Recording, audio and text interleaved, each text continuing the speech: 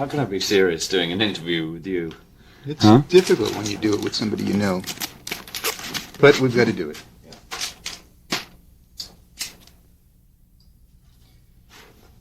I've thought of some of these questions and how I might answer them. And the first one is probably the most complex. If somebody was to ask me what my earliest recollections of my father was, I probably couldn't give it to you because I don't have any. Yeah. But if I think about important moments in my life, I have very clear recollections. Some of them are obscure or abstract, others are very specific. The first question is the obvious. The earliest possible recollections that you have of Dad? I think the earliest was actually when I was about between 3 and 5, I would guess.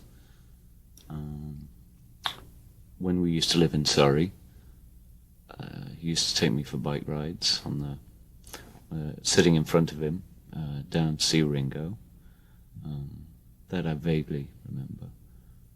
Many other times with fans around. There was a time when I remember standing on the roof of the house with him, with those little balsa wood planes with the rubber bands, and just sending them off into the sunset. That was a memory that's still pretty clear.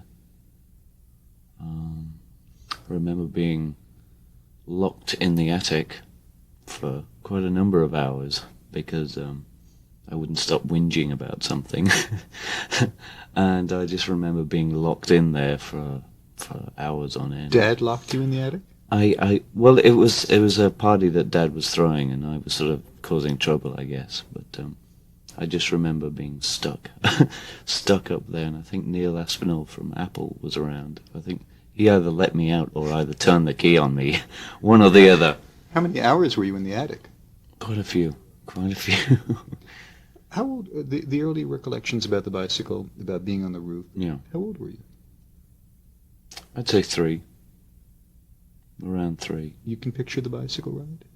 Yeah, absolutely. What kind of I don't know what bike it was, but it was a black bike. I knew it was it was a black bike. I also, there's times I remember swimming, with him, and walking around the fields, the land around the house.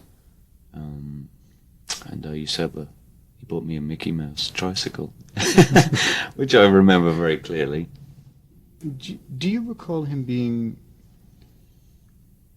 warm, friendly, comfortable, or was he a little uptight, a little distant?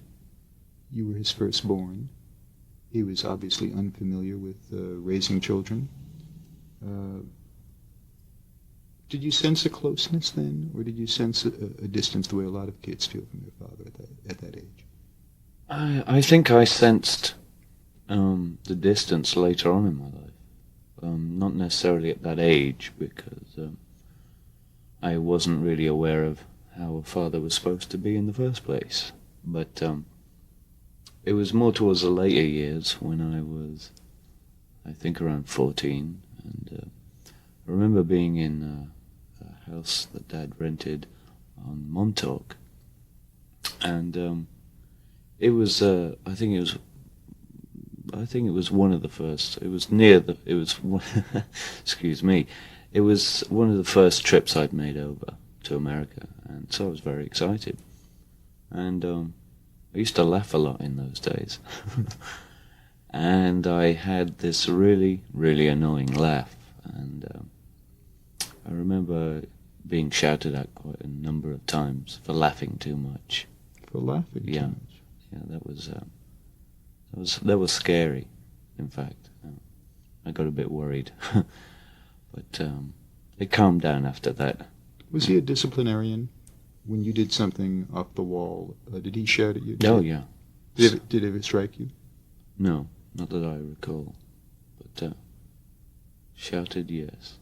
Yeah. When Dad shouts at you, you know you're being shouted at, believe me. Yeah, I could attest to that. Same question about your mother. Your earliest recollections of her. I actually don't remember very much about Mum in the early days. except for when she remarried to the Italian bloke. How old were you then? I was 5, turning on 5, I think. I'm not too sure, but I recall. No, it was after could be towards 6 or 7, because I remember my 5th birthday in Weybridge, Surrey, and I had a birthday cake in the shape of a train with the number 5 on it. So it must have been either 6 or 7, possibly 7. And but that's when I was closer to Mum, you know. But between... I literally don't remember that much. That's intriguing, isn't it? Yeah, I never thought about it before, but I really don't recall that much. This is a question that I asked Sean. At what point did you realize, or did you become aware of the fact that Dad was a Beatle?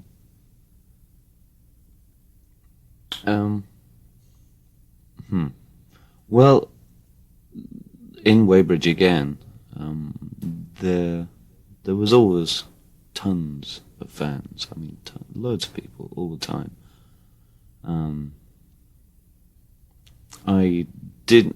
Obviously I suspected something, but I couldn't quite put my finger on it. I knew he was part of something, you know, and I think it was getting close to between the age of 7 and 10 that I sort of sussed it out, realised what it was all about, and realised why I was getting drum kits and guitars for my birthday. That's roughly when.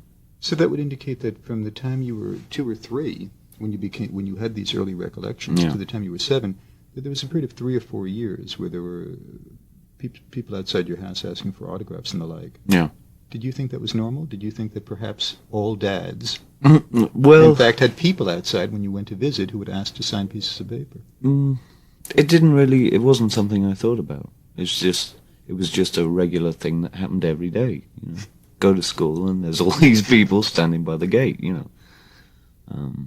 He never sat down, as he did with Sean. When Sean saw Yellow Submarine in the Dakota when he was 5, came back and said, "What was that?" And Dad explained it. Yeah. Was there ever a sit-down conversation with you? There were occasions. Not too many, but there were. But there was never... Hold on. There were occasions, but there were never any specific questions that I ever particularly wanted to ask him, you know. I basically go through life watching things. That's the kind of person I am. I'm not a big talker, and I just used to listen in general to everything that went on around the house, you know. Not that I could recall that much at the moment, but... I guess that the question that I'm trying to establish is that there in fact wasn't a time when he sat down and said, "Look, I want to explain to you something that I've been involved in." Not as such, no. This is an area that he would talk about for years afterwards. He frequently talked about his feelings that he was a totally incompetent father. Right. Did it seem to bother you at the time, when he would split to do Beatle business? Did you accept that as being something that fathers did? Did you begin to miss him at that time? Did you resent it? No, I didn't know anything. Because I wasn't... See, there was always 1,000 people around the house. So, basically I was always occupied with someone or another. So if Dad disappeared, I didn't really notice, you know. And if he'd come back, I'd go, "Well, hey, yippee," you know. But I didn't really notice the going away at all. You're saying you did not miss him? Mm-hmm. Yeah. Was that... I'm jumping ahead about 20 years in the story. But was that something you ever explained to him? I mean, he was very disturbed about the fact that he presumed that you missed him in some way. No. Well, no, I never explained or asked any question because I basically thought that's the way it was. I basically took it for granted that that's how things are. But I mean, later in life. Later in life. Did you ever say to him, "Don't be so hard on yourself about this, about being a lousy father and all of it. It wasn't painful for me. I really didn't miss you when you went off to the Ed Sullivan Show. I just accepted that as reality." Were you ever able to have that conversation? No. Never got round to it. Although I had those feelings, later on in life. You never articulated them? No, never. I wasn't strong enough to approach him at that time. You mentioned some of these, but the question reads, what were some of your favorite things that you did with him?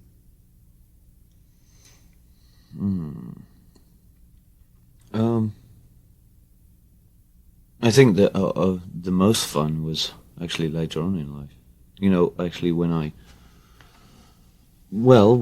when I got to actually go and see him, when Mum and Dad had separated and he was in Tittenhouse Park. I used to go and see him at the weekends and just be an idiot with him, I mean, there was 99 acres of fields to be an idiot with him. And a man-made lake. So there was boats, there was amphicat buggies, the six-wheeler things that float as well as go anywhere. There was a golf cart. There was a studio there. There was many rooms to play in. At that time, I recall them, Yoko and Dad, putting me in a spare bedroom that was so scary because it was such a huge house, and there was a room closer, but for some reason I got this room way down the hallway in the dark, and it was I never understood why he put me there. That's puzzling. Was that a spooky old place? It looks beautiful in pictures. It's white and all that. Yeah, well, I think the room that I was in was sort of hadn't been approached yet. It still had the old decor, wasn't finished, that's for sure. And I think there was some older ghosts in there too, Do you really think there were? I mean, was there a presence? Yeah, in that there was one night where I was particularly scared because I thought I heard or felt something, and I did run up and start banging on the door, but it was locked. Great. And he woke up and just said, "Go back to sleep. There's nothing to worry about." And that was that. Do you believe that house had a presence, some kind of? Well, it felt like it was a little. Well, for me at that age as well. There's Dad and Yoko in this room, nice cozy big room up top. And I'm stuck in this sort of closet down the hallway. Yeah, it was just my imagination, but it was an interesting, fun but scary time as well. You've never been back there since that time, have you? No, I haven't. I've driven past it once or twice.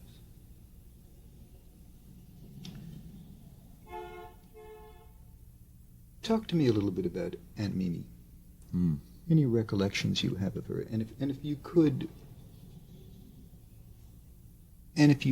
for our listeners, try and give us a visual or an audio portrait of Mimi. That's difficult. I don't remember too much about Mimi. I remember her house, the outside of it. She used to have, on the driveway, there was tarmac with white bits in it. I recall that, and it was by the sea, I think. I remember Dad used to have like a stretch Mercedes, a white one, which we used to go and visit her in. But apart from that, I couldn't tell you much more. Did he talk to you about her? He used to talk about it a lot, yeah. Not to me in general, but just used to talk about it. And if I was in the room, I'd be listening, and if not, you know. And you have not maintained contact with her, I presume? No, because I don't know. There was I didn't really I don't know, but I guess I didn't really feel a part of that. I was just dragging along, going to see this relation of Dad, so to speak. It never was. I don't remember there being a closeness. There might have been those, but I don't recall it. Did you sense a real affection between Dad and Mimi? I couldn't tell you. Couldn't tell you. It is. I mean, it is interesting to be aware of the fact that virtually all of these recollections takes place at a time when most of us could not remember any of these details. So just the fact that you remember the white specks and the tarmac is more than I can. Well, he used to have an aunt in Glasgow, which we used to visit. No, I can't remember her name for the life of me. Really can't. But we used to go up there, and she used to cook homemade flapjacks and all these kind of things. That was when we had the accident. Now I recall. I just drew a blank on the aunt in Glasgow, but I think that's a pivotal point here in this history. Yeah. Talk about the accident. Talk about where you were going, who was in the car, what was going on, what was happening, about when. That'd be helpful to us. Well, I don't know where we were going. I have no idea. Wasn't it to see the aunt in Glasgow? It probably was, but we were probably already there, I think. We'd seen her already, and we'd been down to the local town and all bought kilts and you know, respective kilts for respective names, I guess. I don't know. The actual accident, all I remember is sitting in the back with Yoko's daughter Kyoko and driving down a long and winding road, and the sun was just about setting. I don't recall how it happened. It felt like possibly we were going around a corner a wee bit too fast, but I'm not sure. I couldn't say a yes or no about that. The next thing I remember is the car. It's actually opening my eyes in the car. I still picture it being upside down, or on its side. I'm not too. And I think it was funny because only just a couple of seconds before that had I decided to kneel on the floor behind Yoko, you know, where you put your feet, just behind the seat. So I crunched up there, and I think I was going to try and go to sleep. I think that's what I was doing. And when I actually woke up, Dad was unconscious, blood everywhere. Yoko was out. Kyoko, I don't even recall seeing her in the car, but she was there, I think. I crawled out of the car and got up onto the road, and there was a milestone there, or some kind of information stone. And I couldn't, well, before that I couldn't raise life out of anybody, you know, there was no sign of life. So I didn't know what to do, you know. Basically I just sort of sat on the milestone and cried, because we were in the middle of nowhere, in the middle of the mountains, the hills, some valley, I don't know. Dad, Yoko and Kyoko were all unconscious? All out, yeah.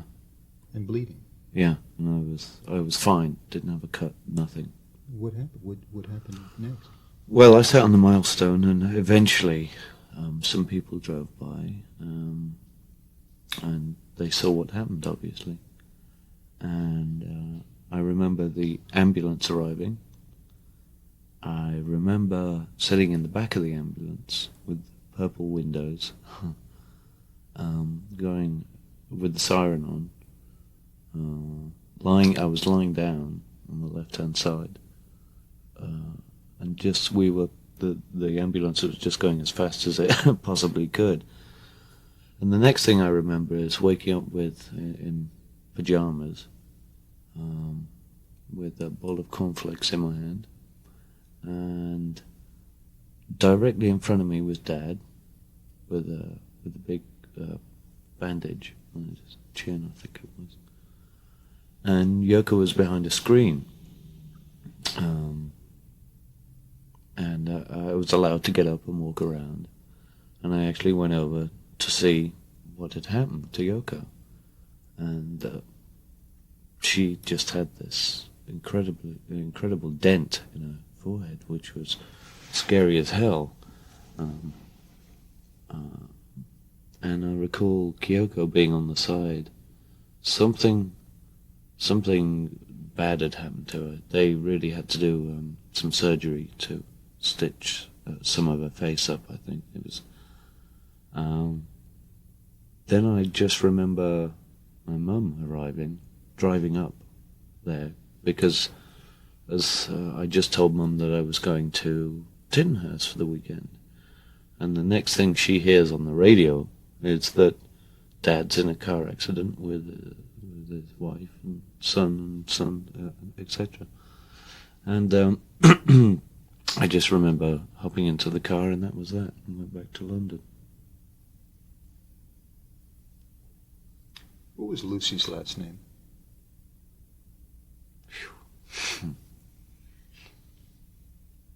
Wow.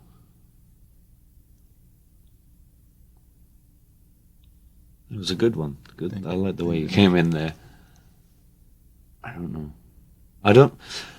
There was a number of little girlfriends that I had at that time.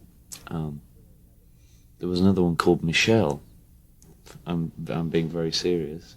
Who was You never did a drawing about Michelle, did you? No. Just checking. Somebody wrote a song about her. Yes. She was a little Indian girl that I knew. And there was a girl down the road from us in Weybridge who was American family. First loonies I'd ever come across. They had candy kisses everywhere, you know, and it was just big and elaborate and everything else. But I couldn't well, I don't remember her name, and I don't remember Michelle's last name. I'm not very good with last names. My understanding was that Michelle was a schoolmate of yours. Forget Michelle. That Lucy was a schoolmate of yours. Well, yeah. About how old were you at this time? It'd have to be 2 or 3. Possibly 4, yeah. And what school were you going to? I don't remember the school that I was going to at that age. Was it, I presume it was something like a kindergarten. Yeah, it must. Oh, I do recall. Right, it was a kindergarten. They used to have swimming pool outside, but it was never clean. And it used to have like maybe 3 foot of water in it with a deep slope, and swimming there. We did swim, and it was just a typical nursery, you know, sing-alongs and all that kind of stuff. And I just remember I did have a friend that looked like Dr. McCoy from Star Trek. I just distinctly remember this poor kid's face that looked like, never mind, anyway, we'll skip that. But yeah, I don't know what it's called. I haven't got don't know. If you concentrated for a second, could you picture this girl, Lucy?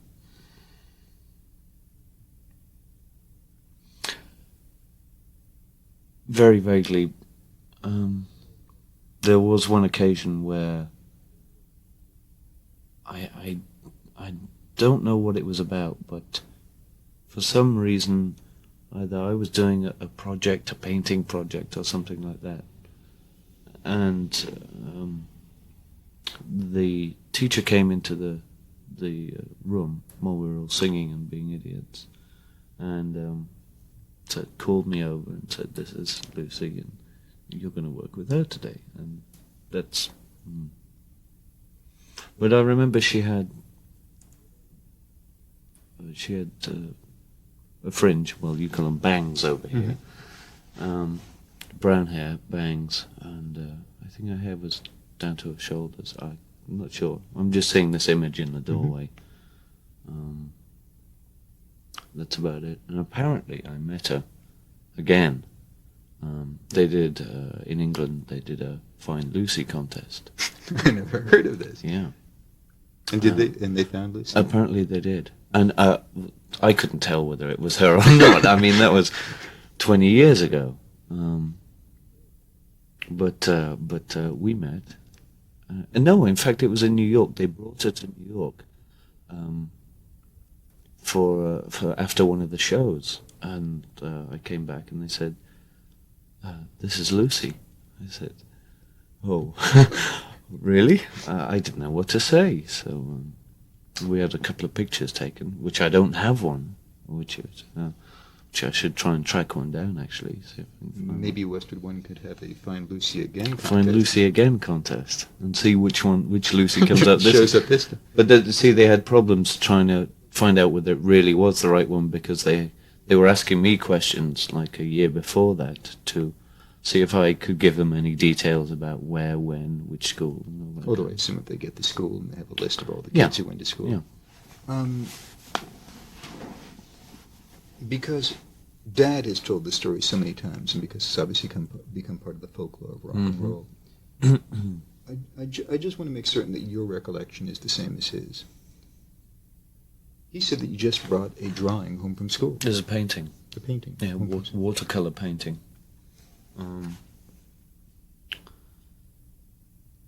I don't distinctly remember the whole painting. I do remember the dark blue of the sky with stars and this face. But I'm almost positive it had blonde hair. Which because I'm seeing it. Yeah. You see, at the time, Dad used to dress me up in some funny clothes, very psychedelic stuff, with moons and stars, and so that was a big thing. I was into all of that. Yeah, I was just carrying it home one day, and I think Dad actually met me halfway down the drive, and he said, "What's that?" And I said, "Well, there's Lucy." And Lucy in the Sky with diamonds. Imaginative kid. Any particular reason? I mean, it is an unusual response for a kid to give either a title for a painting, or especially a title that is that abstract and intriguing. Well, it's just that I used to imagine things a lot. I was very imaginative as a kid.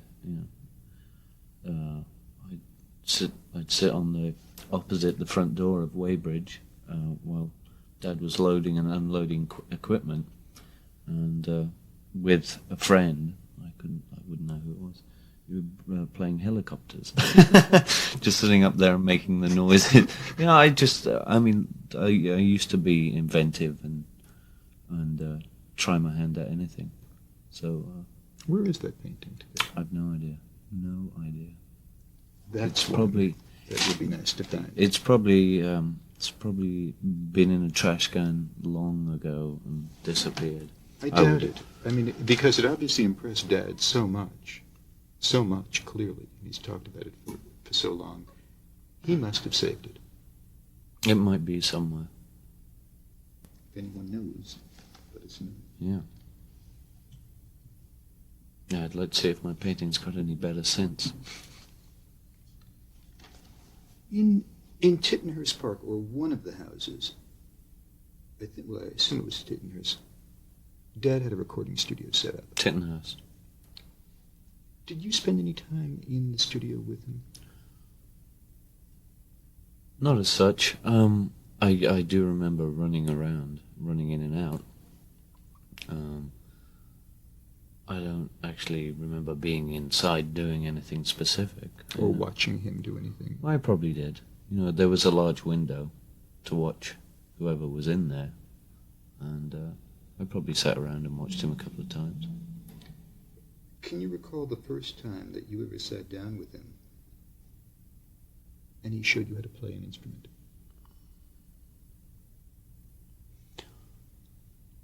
No. Well, I do remember later on when, after, I could have been 11, 12, after I got the first guitar, and we did a live rock and roll gig at school, and the year before he sent me, one of those, just a tape recorder, Mm-hmm. and I taped the show for him backstage. I don't know how it sounds, but actually I think I heard that tape not a couple of years ago. Somebody actually had it. It could have been Yoko, it could have been someone else, but somebody has that tape. Steve? Find the tape. Yeah. Right here. Roll it in. And I sent it to him. And for the record, and for those people who keep count of these experiences, it was at that time that you and I met for the first time. It was. That's right. And you're still in that strange little house.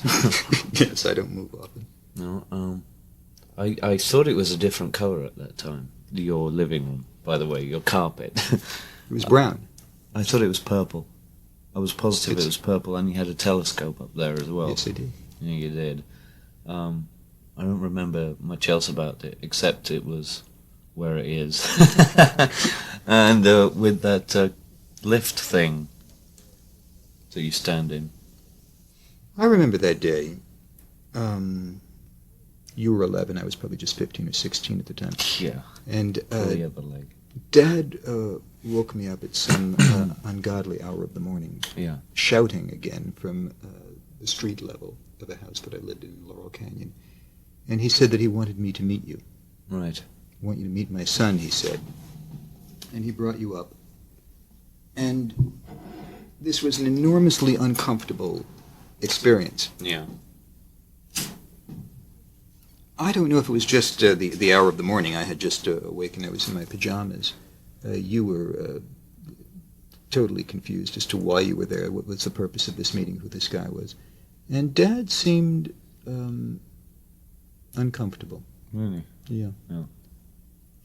Maybe it's just because I never associated him with fatherhood. Yeah. I still don't. It just seems so uncharacteristic. Yeah, it doesn't. And he said something like, I want to take Julian to the zoo. Mm-hmm. Why don't you come with us at 9 o'clock in the morning? And I said, well, I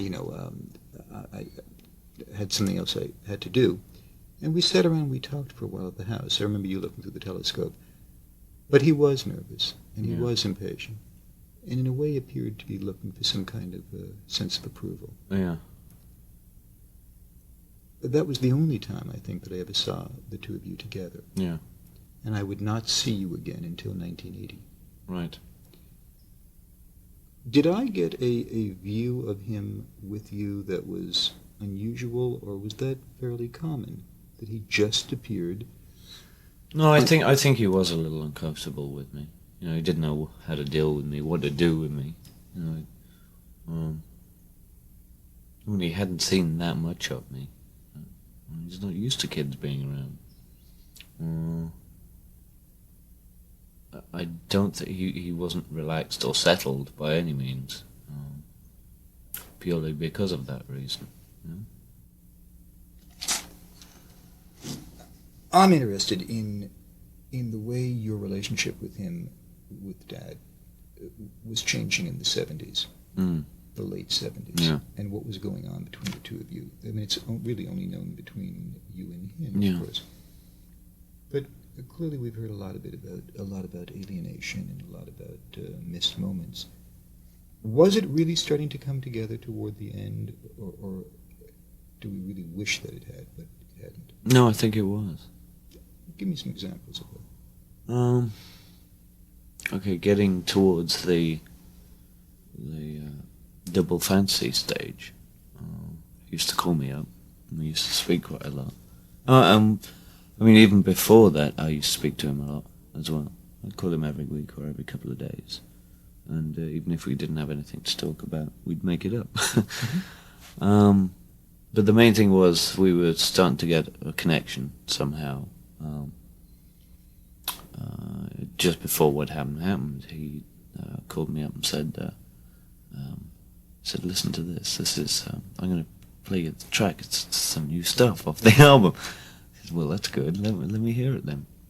And so instead of playing me a snippet of it, just general idea, I'd be on the phone for like 45 minutes listening to the album, and it was exciting, and basically after that, said, "Well, I think it's about time I should come over. I'm finished with school now," and that's when roughly I was going to come over, and hang out. What misconceptions do we have of him as a person, as a man? From the person that you knew to the person who the public remembers. How close is the public imagery to the reality? Very, I think. Very. I don't think there's much in it. You don't think there's much in it between anybody else knowing anything about Dad and me, except for those few moments that we shared together. Apart from that, I don't think I could tell anybody anything they didn't know about him. What was the thing that you admired most? Not in terms of his accomplishments publicly, but just in terms of him as a father to his son.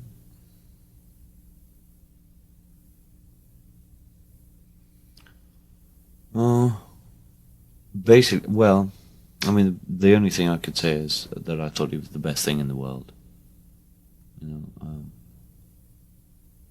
I idolize him. I think he's the best.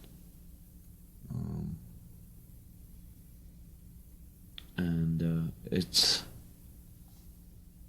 scary because, in a sense, it makes me want to be what he was, But obviously, I've got to go my own way. But it's difficult for me to separate that because of how much I loved him, and wanted to be like him.